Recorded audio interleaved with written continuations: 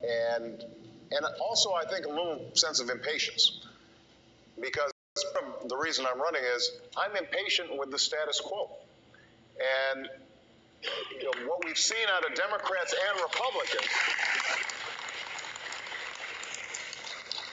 what we've seen from Democrats and Republicans is a certain willingness to tolerate what I consider to be an intolerable status quo. And I think the American people feel that same frustration. So, thank you. Why don't we have we're going to have our, unfortunately, our last question. So you go ahead. Senator, you said you had a bias to act against special interests. Yeah. But if special interests are having a perverting influence on the entire legislative process, what can you propose as president through that process intact? Yeah, it's the classic question of how do you get insiders to fix a system that they're benefiting from, and it's hard.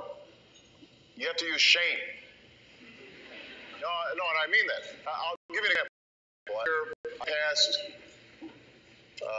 the toughest ethics reform since Watergate,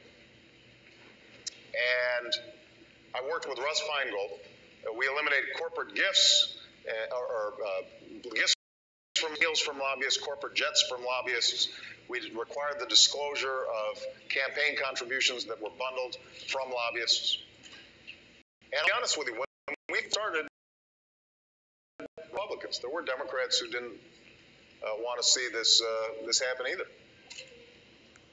But what I knew was that if you stuck with it and you got it to the floor where people had to vote, then it was going to be hard for them to vote against it. So part of the key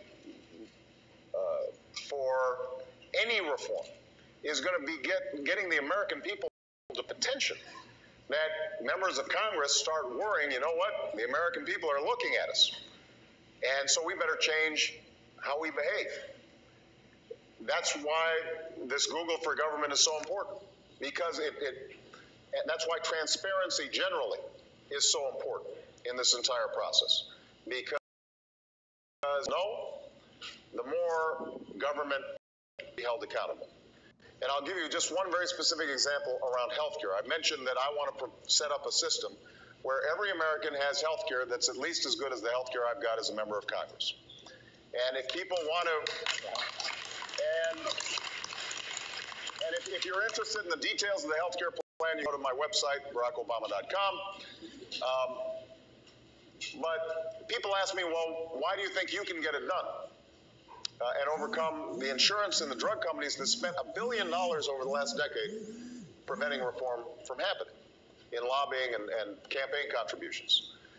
And what I tell them is, I respect what the Clintons tried to do in 1993 in moving health reform forward.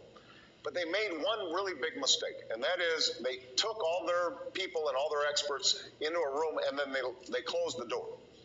And they tried to design the plan in isolation from the American people. And during that period of time, the insurance companies and the drug companies and the HMOs, they mobilized and announced their plan. You already had these Harry and Louise ads out. You guys don't remember this, you weren't born, maybe.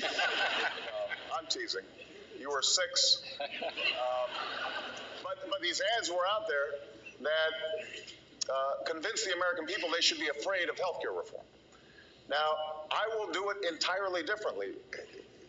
Within the first 100 days of my administration, we are going to have a big table, and everybody's going to be invited. Labor, employers, doctors, nurses, hospital administrators, patient advocate groups, the drug and insurance companies, they'll all get a seat at the table. They just won't get to buy every chair. And we will work on this process publicly. It will be streaming over the net.